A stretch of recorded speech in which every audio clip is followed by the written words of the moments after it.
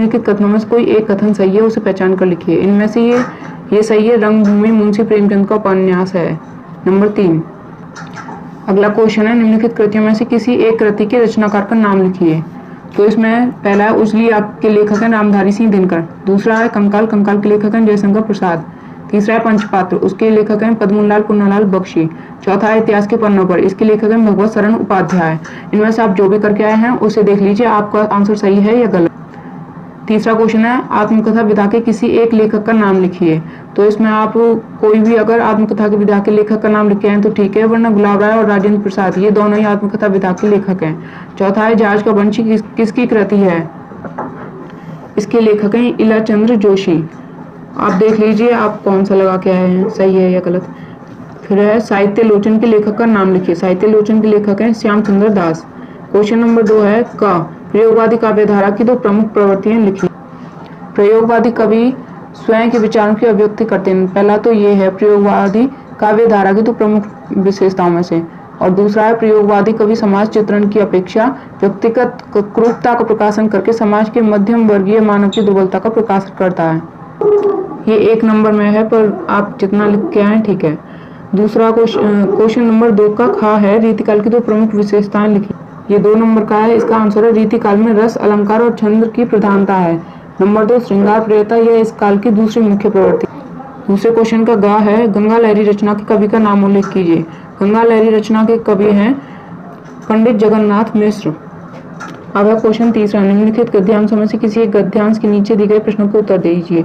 ये 6 नंबर का है, 2 नंबर आपको संदर्भ के मिलते हैं, 2 नंबर रेखांकित अंश की व्याख्या करने के और 2 नंबर जो इसमें से क्वेश्चन पूछा गया वो।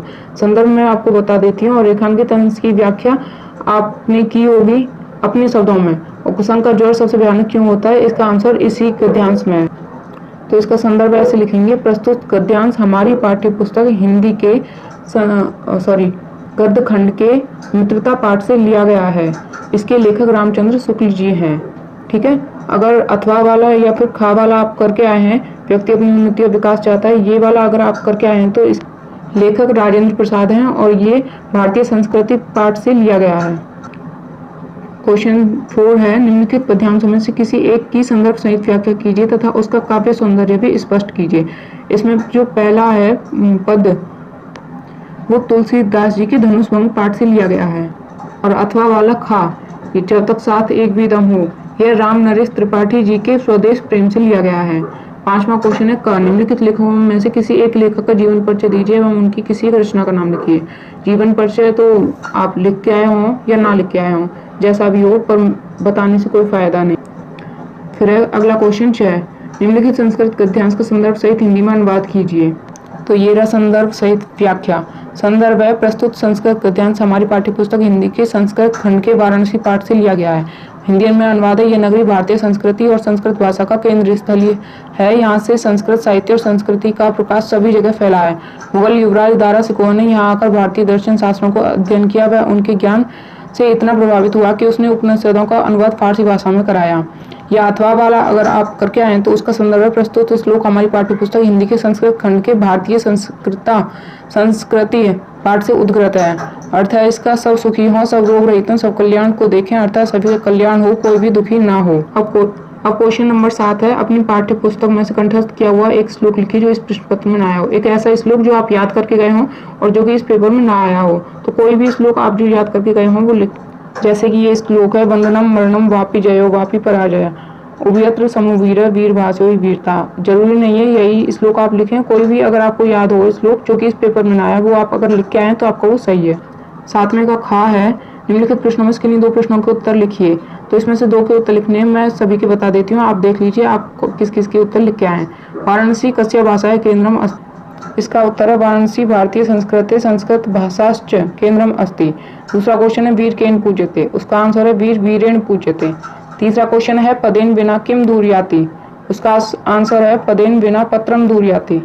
चौथा क्वेश्चन है भारतीय संस्कृति मूलम किम अस्ति, उसका आंसर है विश्वस्य स्रष्टा ईश्वर एक इव भारतीय संस्कृति मूलम अस्ति। फिर 8वां क्वेश्चन है हास्य रस करुण रस का स्थायी भाव तथा परिभाषा लिखिए। आप लिख के आए हों उपमा अलंकार, उत्प्रेक्षा अलंकार, सोरठा या रोला छंद, लक्षण और उदाहरण, ये सब आप लिख के आए होंगे।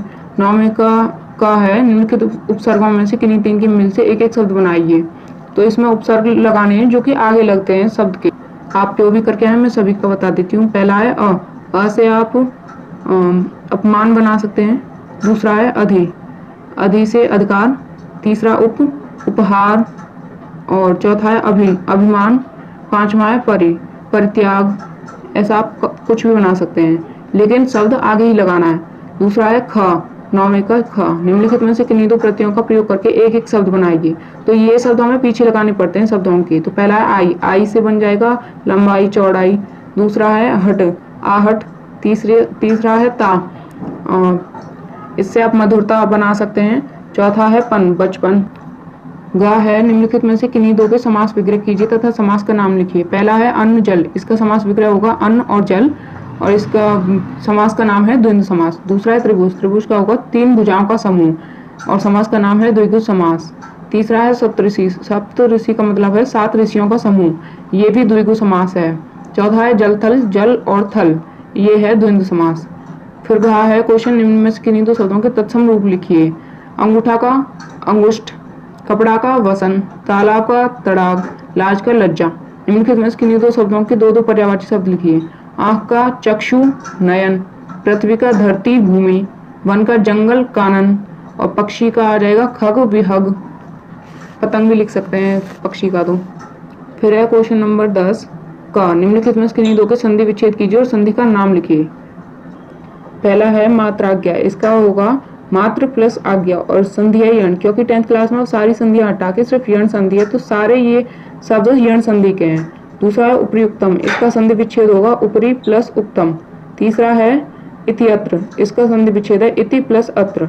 चौथा है दधयत्र, इसका होगा संधि विच्छेद दधि प्लस अत्र। फिर 10वें का खा है निम्नलिखित शब्दों के रूप चतुर्थी विभक्ति एक वचन में लिखी। तो इसमें पहला है फल या मति, तो फल का हो जाएगा फलाय और मति का होगा मते या मते है। ये देखिए ऊपर लिखा है मते या मते है। फिर दूसरा है मधु और अथवा नदी, तो मधु का मधु ने और नदी का होगा नद है। ठीक है। अगला क्वेश्चन है 10वें का ग, निम्न शब्दों में से किसी एक के धातु लकार पुरुष तथा वचन का उल्लेख कीजिए। तो आप जो भी करके आए हैं कोई भी एक, मैं आपको चारों बता देती हूँ। पठतु है पहला, जो कि लोट लकार से प्रथम पुरुष एक वचन। दूसरा है अहसन, यह है लड़न लकार प्रथम पुरुष बहुवचन। तीसरा है हसाम, लोट लकार उत्तम पुरुष बहुवचन। चौथा है लट लकार मध्यम पुरुष एक वचन, वो पठिष्यसि। फिर 10वें क्वेश्चन का घा है निम्न में से किन्हीं दो वाक्यों का संस्कृत में अनुवाद कीजिए। पहला है देशभक्त निर्भीक होते हैं, तो इसका संस्कृत होगी देशभक्ता निर्भीका भवन्ति। दूसरा है भारतीय संस्कृति सर्वश्रेष्ठ है, इसका संस्कृत में अनुवाद होगा भारतीय संस्कृति सर्वश्रेष्ठा अस्ति। तीसरा है प्रयाग गंगा तट पर स्थित है, उसका आंसर है प्रयाग गंगा तटे स्थिता। चौथा है हमें प्रतिदिन पढ़ना चाहिए, इसका संस्कृत है वयम प्रतिदिन पठेम। पांचवा है कल मैं घर जाऊंगा, इसकी संस्कृत बनेगी अहम स्वः गृहम गमिष्यामि। फिर है 11वां क्वेश्चन निम्न में से किसी एक विषय पर निबंध लिखिए। इसमें से किसी एक विषय पर निबंध लिखना है, मैं चारों पे निबंध लिख के तो नहीं दिखा सकती, तो आप जो करके आए ठीक है। 12वां क्वेश्चन है अपने पठित खंड काव्य के आधार पर निम्नलिखित प्रश्नों में से किसी एक का उत्तर दीजिए। तो हमारी साइड आता है अग्रपूजा, अग्रपूजा खंड काव्य किसी एक सर्व की कथा वस्तु लिखिए। और दूसरा है अग्रपूजा खंड काव्य के आधार पर श्री कृष्ण का चित्रण कीजिए। आप इन दोनों में से किसी एक का उत्तर दे सकते हैं, या तो आप श्री कृष्ण का चित्रण कर सकते हैं या फिर ये, ठीक है, जो आप करिए ठीक है। ये वीडियो अगर आपके लिए थोड़ी सी भी हेल्पफुल हो तो प्लीज़ सब्सक्राइब और लाइक कर दीजिएगा और कमेंट करिएगा, और अगर कोई मिस्टेक हो तो प्लीज़ अवॉइड करिएगा।